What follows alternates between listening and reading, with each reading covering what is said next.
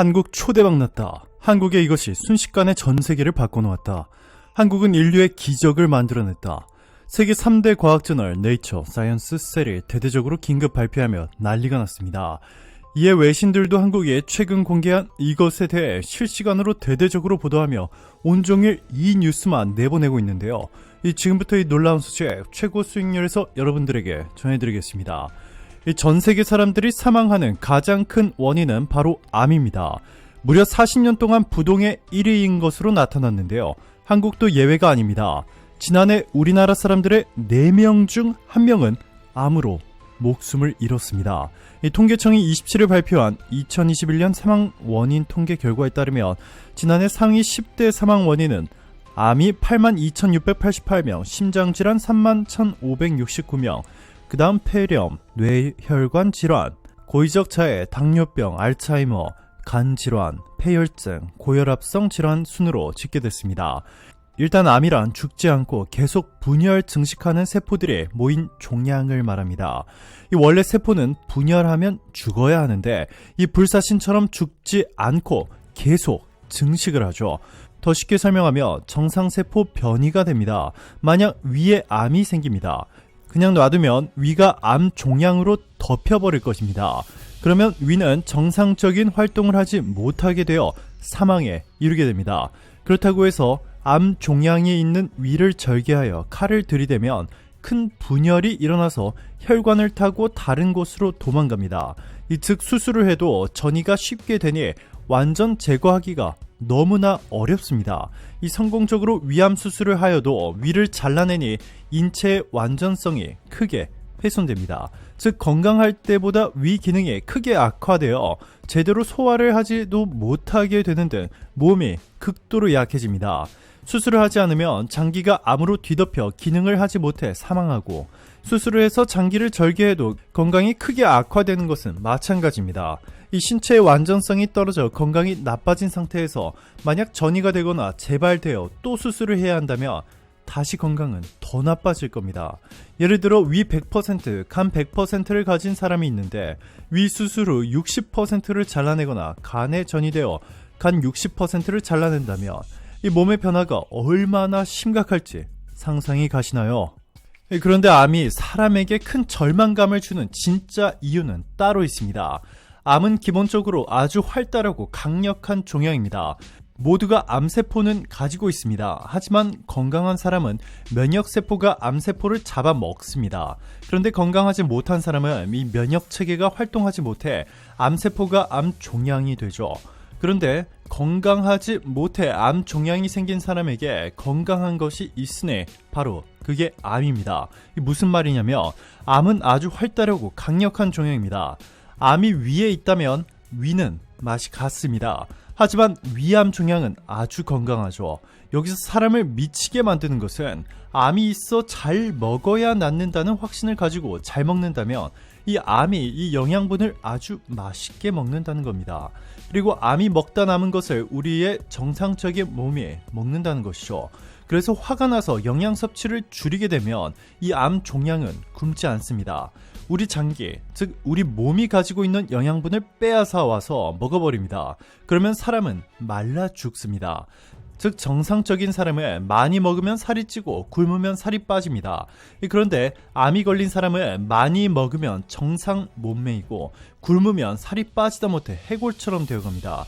이 살자고 먹으니 암에게 영양분을 제공하는 형상이고 굶자니 다른 장기나 신체의 영양분을 빼앗겨 면역력은 더욱 약해집니다. 그래서 결국 암이 생기면 암의 직접적 작용으로 장기부전, 굶어서 장기부전으로 사망하는 겁니다. 항암 치료가 있지만 문제가 큽니다. 거의 모든 항암 치료는 최고의 독성을 인체에 투입하는 겁니다. 먹을 수도 있고 마실 수도 있고 방사선처럼 할 수도 있습니다. 그런데도 항암 치료라도 어쩔 수 없이 하는 것은 수술을 한 경우 남아있을 암세포나 작은 암 종양을 파괴하기 위해서이고, 수술을 못할 경우 암 종양을 파괴하거나 암의 확장을 늦추기 위해서입니다. 그런데 이 너무나도 강력한 항암제는 정상적인 세포마저 파괴시킵니다. 그러면 몸의 장기 기능은 떨어지고 장기 부전이 오죠. 이 때문에 전 세계 수억 명에 달하는 이들이 매일매일을 고통과 극심한 공포 속에 살아가고 있는데요.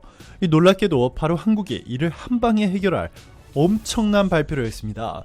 이 국내 연구진이 폐암세포의 성질을 바꿔 이 전이성 폐암을 치료 가능한 폐암세포로 되돌리는 원천 기술을 개발했습니다.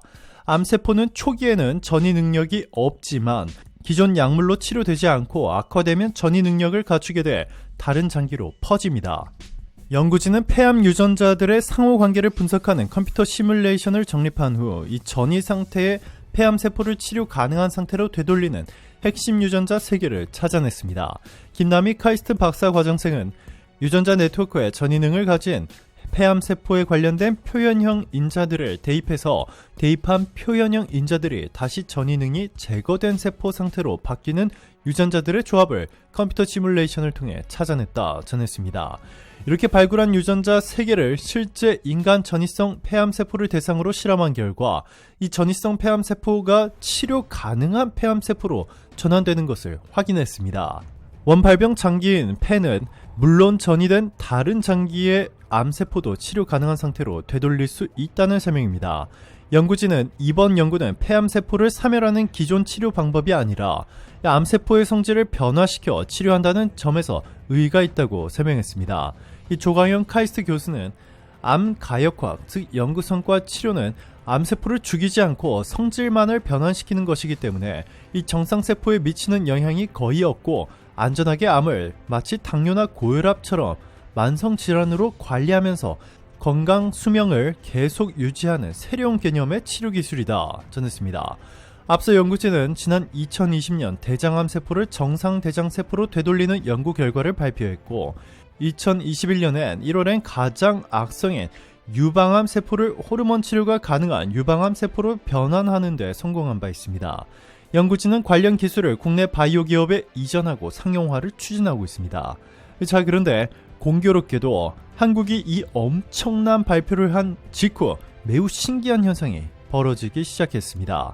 전문가들은 해외 국가들이 한국이 세계 최초로 개발한 암세포 치료제를 가장 먼저 받기 위해 미국과 일본, 유럽 등 전 세계 모든 국가들이 서로 치열한 경쟁을 벌이기 시작했다고 전했습니다. 한국이 이번에 개발에 성공한 암세포 치료제를 상용화한다고 해도 1년에 생산할 수 있는 규모는 한정적이다 보니 번호표를 가장 늦게 받는다면 수년에서 최대 10년 이상도 기다려야 하기 때문입니다.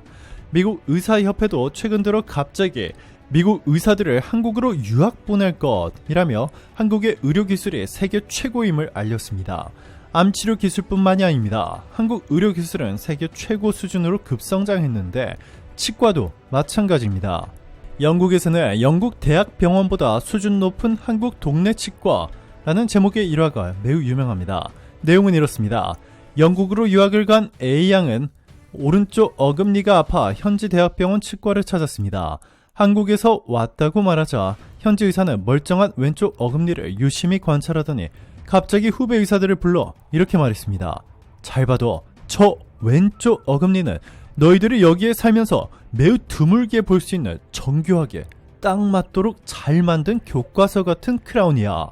그렇게 치료를 받고 1년 뒤 한국으로 돌아온 A양은 매복 사랑니를 제거하기 위해 우리나라 치과병원에 갔습니다. 의사는 오른쪽 어금니를 보더니 어디서 치료했냐고 물었고 영국에서 치료받았다고 대답하자 그 역시 신참내기 의사들을 호출해 이렇게 말했습니다. 저 오른쪽 어금니 잘 봐도 너희들 이빨 저런 식으로 해놓으면 병원 문 닫는 거야. A양은 그러면서 한국의 의료기술 수준이 다른 선진국에 비해 적어도 10년은 앞선 것 같다고 덧붙였습니다. 이 글이 올라오자 댓글에도 비슷한 사례들이 쏟아졌습니다.